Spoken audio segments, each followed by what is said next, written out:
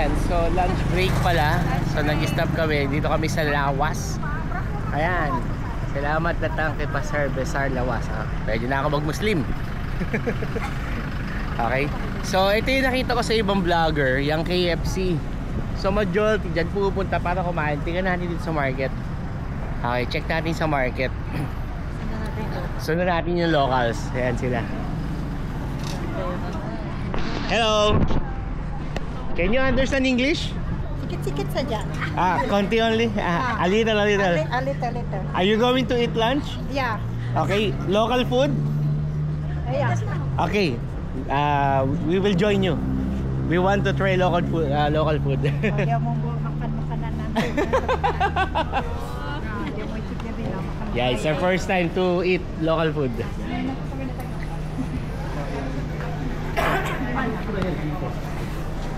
Ayan guys, try natin kumain ng local food. Sama tayo sa kanila. Sa taas daw, okay? Sa taas daw. So dito daw. Yeah. So join tayo sa kanila.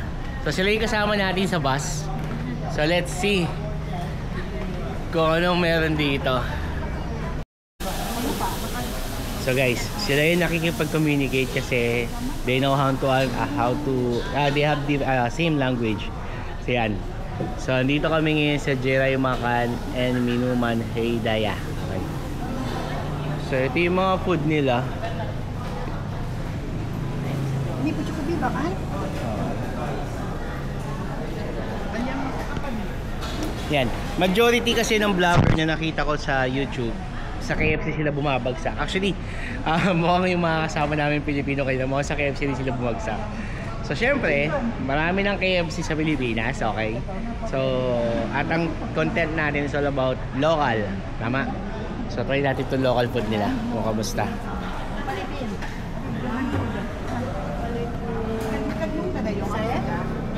Tagalog? Tagalog. Do you know Tagalog?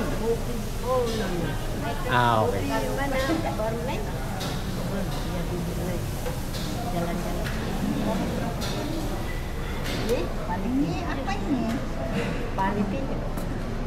Filipino.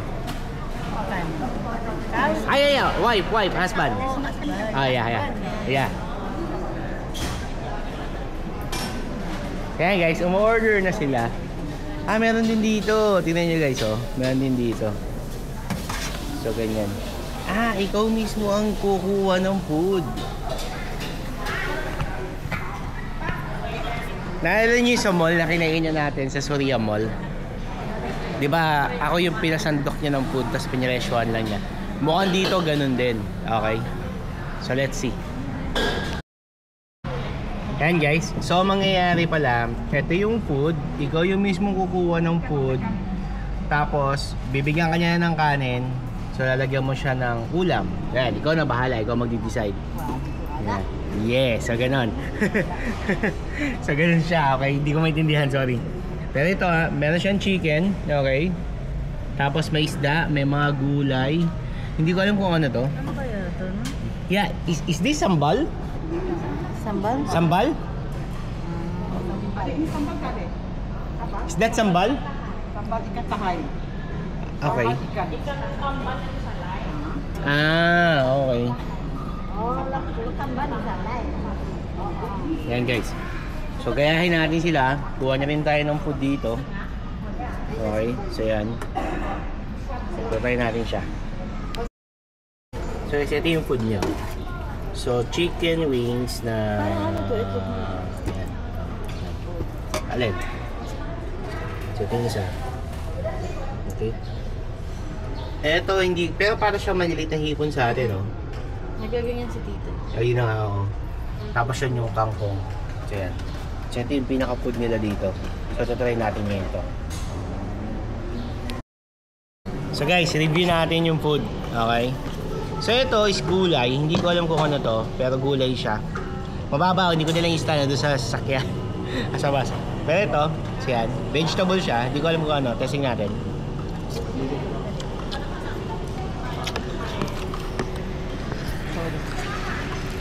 Nice. So para siyang kangkong. Okay siya. crunchy. Meron sa ibang lasa. Meron sa ibang spice na hindi common sa atin.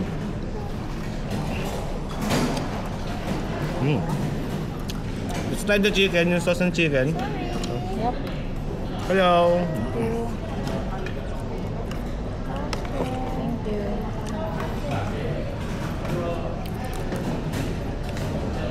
you. Sarap. Ayan, masarap siya. Palalo. Yung chicken, tingnan natin kung kamusta.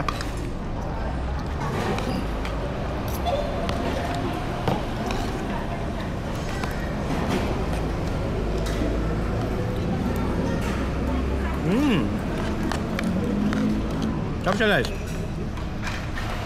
Sa pagbaba nyo ng bus, tawid lang kayo. May makikita kayong KFC, huwag kayo pupunta doon na kayo. Try nyo dito. At yung pangalan ng store nya ay Makan and Minuman Heydaya. Yan. Yan, diyan kami kumakain ngayon. So yung mga local, dito sila kumakain. Sa baba nito may palengke. Okay. So panalo siya. Try nyo dito. Kamusta yan? Itong fish. Apa makna sedap dia yan? Di Brunei. Brunei, biasanya orang makan nasi katuk. Nasi katuk. Selalunya nasi katuk, kurang makan. Kalau kuihnya kan, kuih yang famous di sana kuih cincin warna merah. Sama kalau Brunei ini pun orang suka makan ambuyat. Yes. Ambuyat daripada sagu. Kalau bilang Hi guys, yan. So, kausap niya lang ngayon si Tita Malu sa Messenger. Kasi nga, para meron tayong translator regarding kung saan tayo kakain, ano yung kakainin ng mga local food sa Brunei. Okay, so yan, nagpa-assist na tayo. Kasi syempre, alam mo na, okay, hindi naman tayo taga rito, hindi naman tayo taga rito. At the same time, doon sila nag-work. So para wala ng language barrier, para mas okay, di ba? So wait natin yung magiging sagot ni Tita Malu kung saan kakain, ano yung mga kakainin. Yan. Ito, memang famous lah di Brunei. Sama kalau pulau Brunei memang kurang anu lah. Yan guys, nag-stop over muna kami dito sa mga gulay tsaka prutas. Yan, natitingin muna kami. Oh my god, oo nga. Grabe, ang laki. Grabe dito. Okay.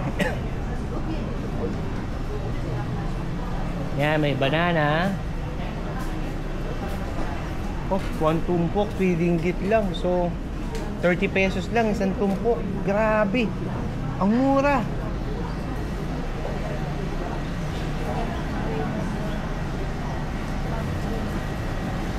So, mo tumingin ng shake? Ano tayong grapes agad? Grapes. Dito. Green. Tingin tayo dyan. Guys, grabe. Ang mura dito. Tingin nyo, ang laki oh. Wow. Grabe. Panalo. Ikot daw tayo doon. Okay. Tingnan nyo. Wow. Tsaka mura. Sobra. Okay. So, kailangan mo lang talaga maghanap mabuti. Hello. Can you understand English? No. Bahasa saja. Okay, yan. So guys. From Baklalan. Okay. Can you welcome them here in Lawas? Intro. You can talk and then welcome to buy your goods. Datang Adan dari Baklalan. Terus Bariola. Tapi sekarang Rasadan. Oke, thank you. Thank you so much. Ayun guys, so ta-translate ko na lang in English para mas maintindihan nyo. Doon sa mga Malay, pwede nyo siya, pero ito yung mga tinda ni ate. Mga rice, okay. Okay yan, mga rice siya. Ito, may brown rice siya. So, Ayan, meron din siyang ganito. Mga salt, okay. What's this? salt.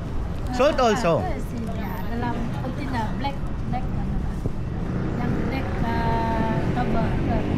Yang plastic dalam sana di luar. This one. Okay. So, guys, eto daw is ito. So, para siyang black salt. Wow. Ayan, okay. So may puti, may kulay brown, tapos ito, may black. White one. Okay. Brown. So yan guys, ayan yung mga tinda ni ate. So kung pupunta kayo dito, okay, tapos gusto nyo bumili, hanapin nyo yung store ni ate, Beras Adan. Yan, Beras Adan. So yan, ito yung store niya. Yan guys, so kung maghahanap kayo ng ano, ng mga asin, bigas. Actually, uncommon yung kulay black sa asin, no? Tsaka kulay brown. First time ko nakakita nun. Yeah, parang orange siya, ganyan. So uncommon siya. So yun, so punta lang kayo doon, bili kayo kay ate. So organic siya, mga ibang-iba yung paninda niya. Okay, so ito pa, meron pa dito. Oh my god.